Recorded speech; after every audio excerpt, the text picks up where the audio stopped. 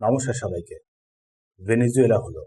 নাও এবার কি সবাই দেখেছেন আপনারা ডোনাল্ড ট্রাম্প কিভাবে ইউএসএ স্পেশাল ফোর্স ডেল্টাকে পাঠিয়ে ভেনেজুয়েলার প্রেসিডেন্টকেই সোজা তুলে নিয়েছেন। ভেনেজুয়েলা এখন এই মুহূর্তে বিশাল বড় একটা ডিপ ক্রাইসিসে। সো এরপর কি? ওয়েল, ডোনাল্ড ট্রাম্প লম্বা একটা লিস্ট ধরিয়ে দিয়েছেন। এক এক করে বলছি। প্রথমে হলো কলম্বিয়া, দেন তারপর হলো কিউবা, দেন তারপর মেক্সিকো, গ্রিনল্যান্ড, কানাডা আর ইরান। এরকম টোটাল 7খানা দেশকে ডোনাল্ড ট্রাম্প কোনো না কোনোভাবে ক্লিয়ার ওয়ার্নিং দিয়ে যাচ্ছেন। কোনো দেশকে ডাইরেক্ট ইনভেট করার ওয়ার্নিং, তো কোনো দেশকে আবার অ্যানেক্স করার, আবার কিছু দেশের ওপরে তো ডাইরেক্ট বম্বিং করার ওয়ার্নিং। পরপর লোকেশনগুলো দেখে নিন দেশগুলোর। ম্যাপে যদি দেখেন আপনি ভালো মতন করেই জানেন আমাদের ভারতের লোকেশনটা রাশিয়া, চায়না, তার নিচে ইন্ডিয়ান ওশনের ঠিক ওপরে। আমাদের ভারতের একটু পাশেই হলো ইরান, মিডল ইস্টে। তারপর আরও বেশ খানিকটা ওয়েস্টে গেলে আফ্রিকান কন্টিনেন্টকে পার করলে, ইউরোপকে পার করলে হলো western hemisphere. North America, south America, Greenland, এগুলো মিলিয়ে। নর্থ আমেরিকাতে ইউএসের নিচেই হলো মেক্সিকো, তার ডান পাশে হলো কিউবা, তার জাস্ট সাউথে নিকারাগুয়া, আরও একটা ইম্পর্টেন্ট লোকেশন। নিকারাগুয়া পার করলেই সাউথ আমেরিকাতে ভেনেজুয়েলা, যেখানেই ইউএস রিসেন্টলি স্ট্রাইকটা করেছে, আর তার পাশেই হলো কলম্বিয়া। এই মেক্সিকো, কিউবা আর কলম্বিয়া, এই তিনটে ল্যাটিন আমেরিকার দেশকেই ডোনাল্ড ট্রাম্প কন্টিনিউয়াসলি এখন ওয়ার্নিং দিয়ে যাচ্ছেন। তার উপর ক্যানাডার নর্থেই রয়েছে গ্রিনল্যান্ড, ডেনমার্কের পার্ট। সেই গ্রিনল্যান্ডকে নিয়েও ডোনাল্ড ট্রাম্প কন্টিনিউয়াসলি ওয়ার্নিং দিচ্ছেন ডেনমার্ককে, ইউরোপিয়ান একটা দেশ ডেনমার্ককে। এনিওয়েজ, এই মুহূর্তে আবার রিপোর্ট সামনে আসছে যে ডোনাল্ড ট্রাম্প বেশ কিছু ইউএসএ ট্রান্সপোর্ট এয়ারক্রাফটকে সোজা পাঠিয়ে দিয়েছেন ইউরোপে। বেসিক্যালি বলতে গেলে ইউকেতে, দিয়ে তারপর জার্মানিতে। দুটো জিনিসকে নিয়ে এখানে সবাই স্পেকুলেট করছে। এক হলো গ্রিনল্যান্ড, তো আরেকটা হলো ইরান। সো সিম্পল যদি জিজ্ঞেস করা হয় ডোনাল্ড ট্রাম্প এখানে অ্যাকচুয়ালি কি করতে চাইছেন, একদিকে মেক্সিকো, কলম্বিয়া, কিউবা, তো অন্যদিকে আবার গ্রিনল্যান্ড, আবার বেশ কিছুটা দূরে ইরান। সো উদ্দেশ্যটা কি ডোনাল্ড ট্রাম্পের? ওয়েল, সর্বপ্রথমেই ইউএসএরই একজন আর্মি জেনারেল লরা রিচার্ডসনের একটা ইন্টারভিউয়ের কথা বলছি। জেনারেল রিচার্ডসন রিসেন্টলি একটা ইন্টারভিউ দিতে গিয়েই ইউএসের এই পুরো গেমটাকে ইনডাইরেক্টলি বলতে গেলে পুরোপুরি এক্সপোজ করে দিয়েছে। ইউএস অ্যাকচুয়ালি কি করতে চাইছে সেটাকে তিনি বলতে গেলে অ্যাকচুয়ালি এক্সপোজ করে দিয়েছেন, সবার সামনেই তুলে ধরেছেন। তার কথা অনুযায়ী নর্থ আমেরিকা আর সাউথ আমেরিকান কন্টিনেন্ট, মানে পুরো ওয়েস্টার্ন হেমিস্ফিয়ারে যতগুলো দেশ আছে সেই সবকটা দেশেই প্রচুর পরিমাণে ন্যাচারাল রিসোর্সেস রয়েছে। Lithium, oil, gold, copper, fresh water, mineral, এরকম অনেক কিছু। সো ইউএসকে স্টেপ আপ করতে হবে, মানে ইনডাইরেক্টলি বলতে গেলে বললেন যে ইউএসকেই এই পুরো রিজনের ওপরে ইনফ্লুয়েন্সটা বাড়াতে হবে, যাতে এই পুরো ন্যাচারাল রিসোর্সেসগুলোকে ইউএসই ভালো মতন করে ইউজ করতে পারে, ইউটিলাইজ করতে পারে। সাথে আবার একটা জিও পলিটিক্যাল অ্যাঙ্গেলও সামনে রেখেছেন ন্যাশনাল সিকিউরিটির নাম করে। ঠিক যে জিনিসটাই ইউএসের secretary of state Marco Rubio recently একটা ইন্টারভিউয়ে কনফার্ম করেছেন। মার্কো রুবিওর মতে নর্থ আমেরিকা আর সাউথ আমেরিকা, পুরো এই ওয়েস্টার্ন হেমিস্ফিয়ারটা হলো ইউএসের রিজন। সেখানে চীন আর রাশিয়ার কাজ কি? পুরো ওয়েস্টার্ন হেমিস্ফিয়ারটা হলো আমেরিকার ব্যাকওয়ার্ড, সেখানে কোনোভাবেই অ্যালাউ করা যাবে না রাশিয়া, চীন আর ইরানকে। সো তার জন্যই ইউএস বর্তমানে এই স্টেপগুলোকে নিচ্ছে, মানে পুরো ওয়েস্টার্ন হেমিস্ফিয়ারকে ডোনাল্ড ট্রাম্পের সরকার পুরো নিজেদের ইনফ্লুয়েন্সের আন্ডারে নিয়ে নিতে চাইছে, সেখানে যাতে অন্য কোনো দেশের ইনফ্লুয়েন্স একেবারেই না থাকে। নাও এবার এক একটা দেশ আর সেগুলোকে পরপর ওয়ার্নিং দেওয়ার অ্যাকচুয়াল কারণগুলোকে ভালো মতন করে জেনে নেওয়া যাক। ভেনেজুয়েলার ক্ষেত্রে দেখেন সবাই ধ্যান দিয়ে বসে আছে অয়েলের ওপরে। ভেনেজুয়েলাতে হলো সব থেকে বেশি পরিমাণে অয়েলের রিজার্ভ, তাই সবার অ্যাটেনশনটাই গেছে অয়েলের ওপরে। বাট এখানে কিন্তু দুটো আরো হিডেন গেম আছে, এক হলো গোল্ড আর আরেকটা হলো সিলভার। ভেনেজুয়েলাতে প্রচুর পরিমাণে আনমাইন্ড মিনারেল ওয়েলথ রয়েছে, gold, silver, copper, nickel, diamond ইত্যাদি অনেক কিছু। সো বুঝতে পারছেন আশা করি, গেমটা কিন্তু শুধুমাত্র অয়েলের জন্য না, গোল্ড আর সিলভারের জন্য। রিসেন্ট সময়ে সিলভার বেশ ভালো মতনই নিউজের মধ্যে রয়েছে, একটু সিলভার রিলেটেড নিউজগুলোকে শুনে নেবেন। নাও এবার আসা যাক মেক্সিকো, কলম্বিয়া আর কিউবার ওপরে। মেক্সিকো যেমনটা ম্যাপে দেখলেন ইউএসএ ঠিক সাউথে, ইউএসএর সাথে বর্ডার শেয়ার করে। মেক্সিকোর প্রেসিডেন্ট হলেন একজন মহিলা, ক্লডিয়া শেনবাম। ডোনাল্ড ট্রাম্প রিসেন্টলি তাকে ওয়ার্নিং দিয়েছেন। রিজনটা হলো সেই ভেনেজুয়েলার মতনই, ড্রাগ কার্টেল। মেক্সিকোর প্রেসিডেন্ট ড্রাগ কার্টেলগুলোকে আটকাতে পারছেন না। সো ডোনাল্ড ট্রাম্প বলেছেন মেক্সিকোর ওপরেও এবার একটা কোনো স্টেপ নিতেই হবে। কলম্বিয়ার ব্যাপারটাও সেই একই রকম, সেই ড্রাগ কার্টেল আর কোকেন নিয়ে ইস্যু। কলম্বিয়ার প্রেসিডেন্ট আবার খানিকটা বলতে গেলে নিকোলাস মাদুরোর সাথে ক্লোজ, মানে ভেনেজুয়েলার বর্তমান অ্যাকচুয়াল প্রেসিডেন্টের সাথে সেই ক্লোজ। সো সেই সবকিছু কারণেই ডোনাল্ড ট্রাম্প কলম্বিয়ার প্রেসিডেন্টকেও ডাইরেক্ট ওয়ার্নিং দিয়ে যাচ্ছেন। কিউবার আবার একটা ফেমাস হিস্ট্রি রয়েছে রাশিয়া আর ইউএস এর সাথে, কিউবান মিসাইল ক্রাইসিস। কোলবারের সময় রাশিয়ার নিউক্লিয়ার ওয়েপন স্টেশন করে দিয়েছিল এই কিউবাতেই। সো অবভিয়াসলি ইউএস এর দিক থেকে কিউবাও হলো অনেকটা ইম্পর্টেন্ট একটা দেশ। প্লাস কিউবার সাথেই হলো অ্যাকচুয়ালি ভেনেজুয়েলা বিশাল পরিমাণে ক্লোজ। ইউএস এর স্পেশাল ফোর্স যখন ভেনেজুয়েলাতে অ্যাটাক করে ভেনেজুয়েলার প্রেসিডেন্ট নিকোলাস মাদুরোকে তুলে নিয়ে যাচ্ছিল, সেই সময় নিকোলাস মাদুরোকে প্রোটেক্ট করছিল কিউবান সোলজাররাই। 32 জন কিউবান সোলজার প্রাণ হারিয়েছে নিকোলাস মাদুরোকে প্রোটেক্ট করতে গিয়ে। বুঝতে পারছেন আশা করি কতটা ক্লোজ কিউবা আর ভেনেজুয়েলা। সো ট্রাম্প কিউবাকেও ওয়ার্নিং দিয়েছেন, ক্লিয়ার ওয়ার্নিং। নাও এবার আসা যাক আসল কারণগুলোতে। মেক্সিকোতে প্রচুর পরিমাণে সিলভারের রিজার্ভ রয়েছে, ওয়ার্ল্ডের মধ্যে ফিফথ। বাট সিলভারের প্রোডাকশনটা সব থেকে বেশি পরিমাণে করে এই মেক্সিকো, যে সিলভারই বর্তমানে খুবই নিউজের মধ্যে রয়েছে। কন্টিনিউয়াসলি এখন সিলভারের দাম বাড়ছে। মেজর একটা গেম চলছে সিলভারকে নিয়ে।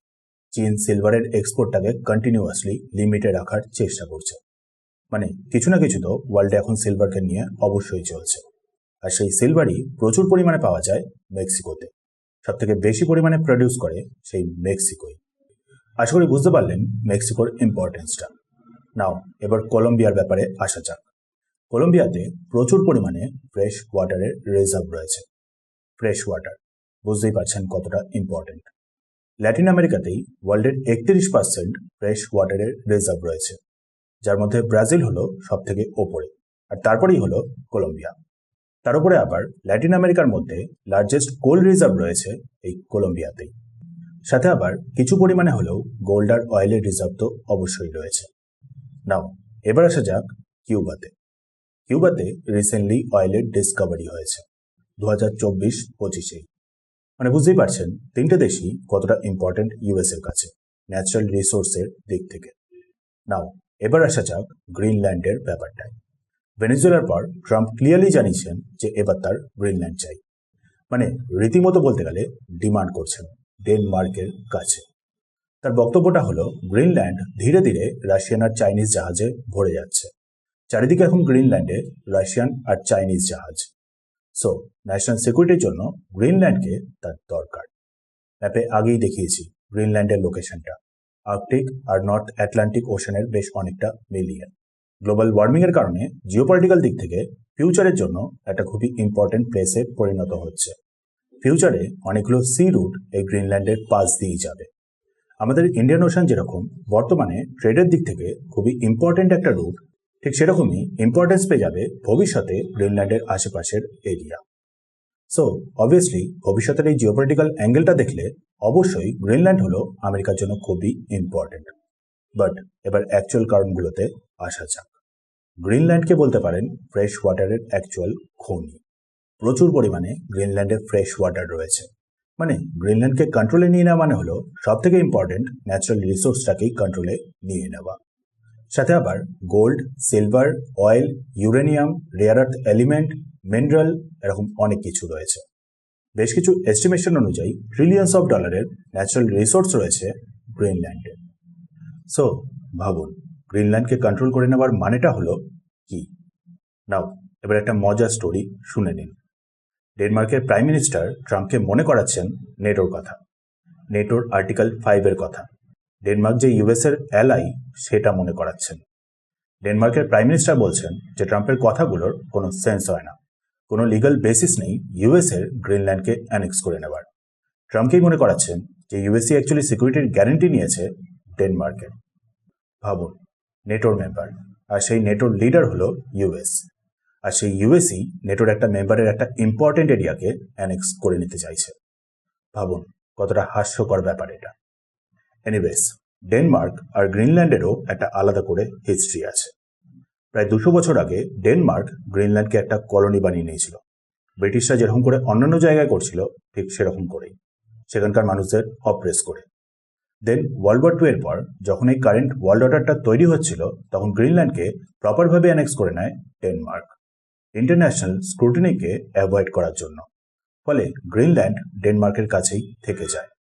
সো বেসিক্যালি বললে গ্রিনল্যান্ড কিন্তু ডেনমার্কেরও লিগ্যাল পার্ট না।